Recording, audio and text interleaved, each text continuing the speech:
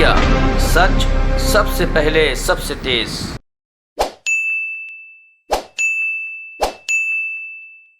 दिल्ली वाले पिछले 15 साल से भाजपा शासित एमसीडी के भ्रष्टाचार की वजह से, भाजपा शासित एमसीडी की मिस गवर्नेंस की वजह से परेशान हैं। दिल्ली वाले उनके भ्रष्टाचार का, उनके मिस गवर्नेंस का शिकार हैं। चाहे एक तरफ एमसीडी के द्वारा लगातार चलती हुई उगाही हो, या दूसरी तरफ जो एमसीडी का नॉन परफॉर्मेंस है और जो दिल्ली को उन्होंने कूड़ेदान बना दिया है, दिल्ली वाले हमेशा परेशान ही रहते हैं। लेकिन आज भाजपा के इस मिस गवर्नेंस की वजह से, भाजपा के भ्रष्टाचार की वजह से आज दिल्ली वालों की जान पे बनाई है। क्यों? क्योंकि भाजपा शासित एमसीडी, जिसकी जिम्मेदारी है डीएमसी एक्ट के तहत एमसीडी की एक ऑब्लिगेटरी रिस्पॉन्सिबिलिटी है, दिल्ली में जो भी बीमारियां होती हैं जैसे मलेरिया, डेंगू, उनकी प्रिवेंशन एमसीडी की जिम्मेदारी है।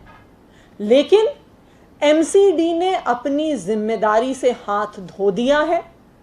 एमसीडी ने दिल्ली में डेंगू को रोकने के लिए एक भी कदम समय से नहीं उठाया है और उसका खामियाजा आज दिल्ली वालों को भुगतना पड़ रहा है।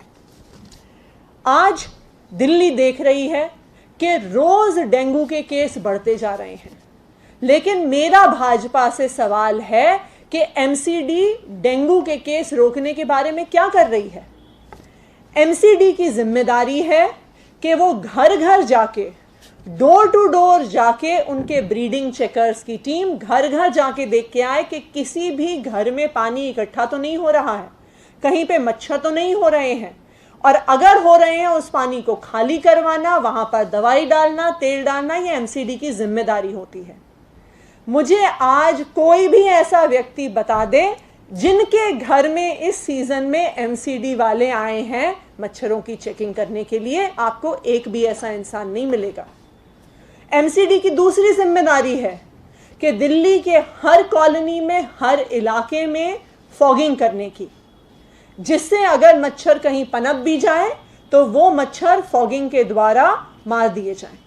लेकिन आज के दिन में ना के बराबर फॉगिंग पूरी दिल्ली में हो रही है। ये दोनों एक्टिविटीज करने के लिए एमसीडी में एक पूरा विभाग है, एक एंटी मलेरिया डिपार्टमेंट है जिसमें कई लेवल के ऑफिसर्स होते हैं। उस एंटी मलेरिया डिपार्टमेंट को एक मेडिकल हेल्थ ऑफिसर हेड करता है, उसके नीचे एंटी मलेरिया ऑफिसर्स होते हैं, फिर सीनियर मलेरिया ऑफिसर्स होते हैं, और फिर डोमेस्टिक ब्रीडिंग चेकर्स होते हैं। हर वार्ड में 10 से 15 डोमेस्टिक ब्रीडिंग चेकर्स होना एमसीडी में अनिवार्य है।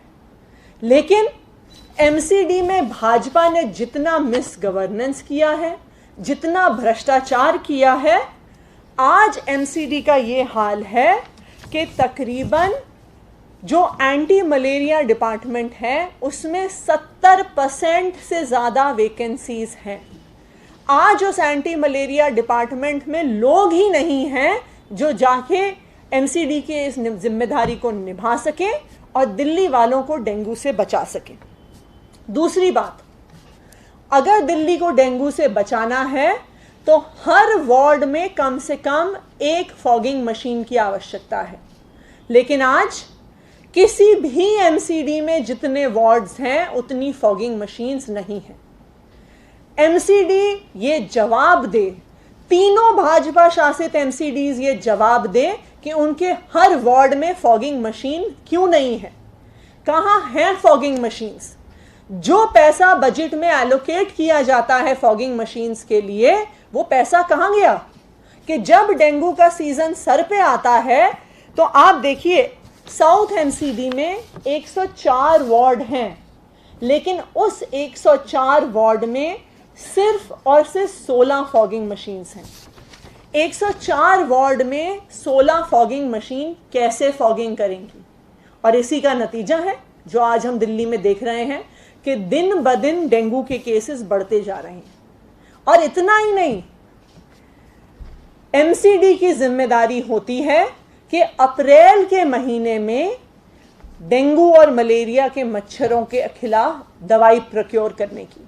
वो दवाई जब door to door breeding checkers जाते हैं, वो घरों में उसका छिड़काव करते हैं, किसी के कूलर को खाली करवा के उसमें डालते हैं, और दूसरा दवाई का यूज होता है फॉगिंग के लिए। ये दवा जो अप्रैल में एमसीडीज द्वारा खरीदी जानी थी, एसडीएमसी ने उसे सितंबर में जाके खरीदा है। इतना ही नहीं, नॉर्थ और ईस्ट एमसीडी में अक्टूबर तक में डेंगू के खिलाफ जो दवा की जरूरत है वो नहीं प्रोक्योर हुई है। तो एसडीएमसी के पास ना तो लोग हैं जो डेंगू के खिलाफ लड़ाई में लग रहे हैं, जिन्हें घर घर जाके लड़ना होता है। भाजपा शासित एमसीडी के पास ना फॉगिंग की मशीनें हैं, और तीसरा, ना ही डेंगू और मलेरिया के मच्छरों के खिलाफ यूज होने वाली जो दवा है वो आज एमसीडी के पास है। तीन इतनी बड़ी गलतियां, तीन इतनी बड़ी खामियां, ये गलतियां इतनी बड़ी हैं कि इनको तो क्रिमिनल नेग्लिजेंस के तहत आना चाहिए, जिसकी वजह से आज दिल्ली वालों को डेंगू का प्रकोप सहना पड़ रहा है। आज मैं भाजपा वालों से पूछना चाहूंगी, आज मैं भाजपा के नेताओं से पूछना चाहूंगी कि दिल्ली वालों ने ऐसा क्या गुनाह कर दिया कि आज आप दिल्ली वालों की जान से खेल रहे हैं। दिल्ली वालों ने ऐसा क्या गुनाह कर दिया कि आपकी जो जिम्मेदारी थी कि आप डेंगू के खिलाफ, मलेरिया के खिलाफ, आपकी जो पूरी मशीनरी है, आपके पास जो पूरा बजट है, आपने उसे अपनी जेब में डाल लिया कि आपने दवाई नहीं खरीदी, आपने मशीनें नहीं खरीदी, और जो सारी वैकेंसीज एंटी मलेरिया डिपार्टमेंट में भरनी थी वो आपने नहीं भरी। और यही कारण है कि भाजपा के भ्रष्टाचार की वजह से, भाजपा के मिस गवर्नेंस की वजह से आज दिल्ली वालों को खामियाजा भुगतना पड़ रहा है। Thank you.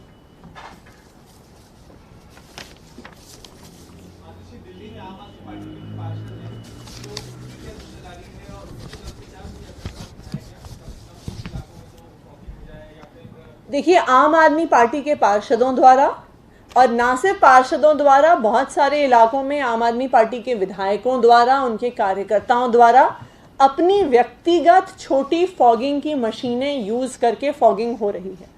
मेरी अपनी विधानसभा में हमने अपनी ऑफिस में एक फॉगिंग की मशीन खरीद के रखी हुई है कि जब हमें लोकली कहीं से रिक्वेस्ट आती है तो हम उस फॉगिंग की मशीन को भेजते हैं। लेकिन ये समझना ज़रूरी है कि ऐसे इंडिविजुअल एफर्ट से आप पूरी दिल्ली के हर घर में नहीं पहुंच सकते हैं।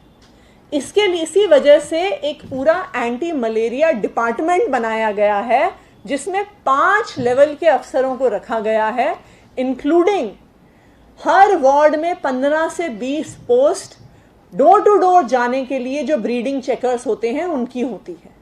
जब ऐसी पूरी मशीनरी का प्रावधान एमसीडी के पास किया गया है तो इस सवाल का जवाब तो भाजपा को देना पड़ेगा कि ये पूरा तंत्र क्या कर रहा था।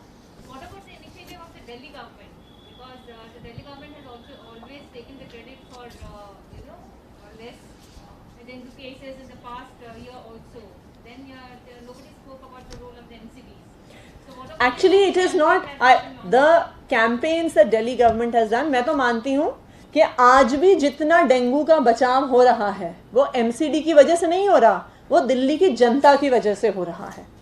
जो जनता का अवेयरनेस लेवल है, जो पिछले कई सालों से अलग अलग कैंपेन से बढ़ाया गया है, जो 10 हफ्ते 10 बजे 10 मिनट वाला कैंपेन पिछले 3 साल से हम लोग चलाते आए हैं, कि दिल्ली के लोगों में एक अवेयरनेस है कि हफ्ते में एक बार अपने घर में कहीं पे भी साफ पानी इकट्ठा हो रहा है तो आप उसे चेक कर लीजिए।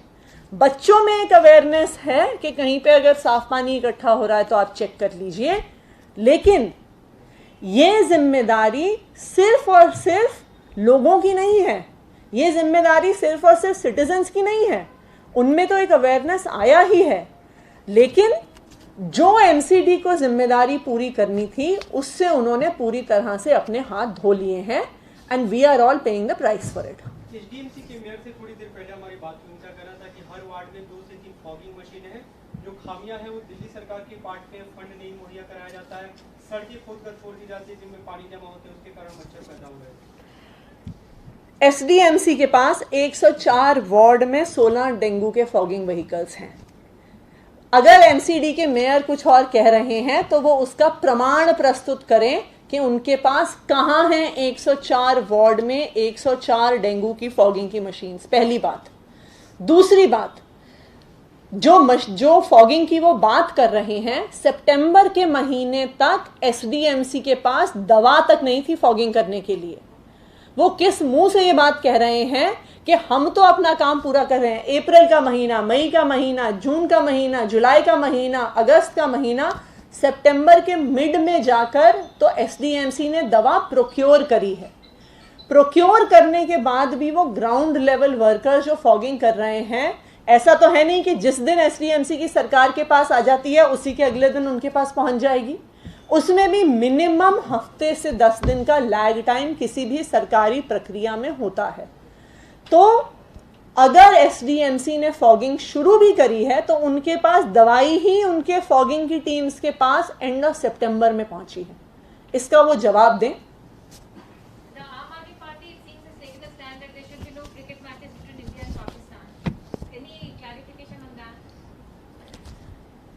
देखिए, पिछले कई दिनों से हम बार बार देख रहे हैं कि किस तरह से श्रीनगर में, कश्मीर के इलाके में बार बार भारतीय लोगों पर हमले हो रहे हैं, चाहे वो वहाँ के लोकल रेजिडेंट्स हों, चाहे वो देश के अन्य हिस्से से आए हुए लोग हों। मुझे पूरा भरोसा है कि क्रिकेट मैच नहीं होने चाहिए वाले स्टैंड से हमारे माननीय प्रधानमंत्री जी भी सहमत होंगे, क्योंकि आपको भी याद होगा कि जब प्रधानमंत्री जी विपक्ष में होते थे तो वो बार बार इस बात पर सवाल उठाया करते थे कि जब पाकिस्तान द्वारा स्टेट स्पॉन्सर्ड टेररिज्म भारत की जमीन पर हो रहा है तो क्यों हम उनके साथ क्रिकेट खेल रहे हैं। तो इसलिए मुझे पूरा भरोसा है कि ना सिर्फ आम आदमी पार्टी बल्कि भाजपा और उसका पूरा नेतृत्व और माननीय प्रधानमंत्री जी भी ये जरूर इस बात से सहमत होंगे कि जब तक भारत की जमीन पर इस तरह के हमले बंद नहीं होते हैं, भारतीय लोगों को जब टारगेट और अटैक करना जब तक बंद नहीं होता है, तब तक इस प्रकार से मैच खेलना सही नहीं। Thank you. वो जो स्टैंड आपने क्रिकेट पे लिया है और आम आदमी पार्टी ने स्टैंड बताया है, ओलंपिक के दौरान ये स्टैंड नहीं लिया गया था, तब खेल हुआ, हार जीत हुई, लेकिन उस वक्त ये बात नहीं हुई। देखिए, ये तो हम भी देख रहे हैं कि पिछले कुछ ही समय में ये हमले लगातार बढ़ते रहे हैं। अब सवाल ये है कि क्या हम बैठ के इसको देखते रहें, और खास करके मैं तो ये जानना चाहूंगी कि प्रधानमंत्री जी की इस पे क्या राय है, क्योंकि प्रधानमंत्री जी तो खास करके सबसे ऊंची आवाज में इस मुद्दे को उठाया करते थे कि अगर भारतीय लोगों पर और भारतीय मिट्टी पर हमले हो रहे हैं तो क्या क्रिकेट खेलना सही है।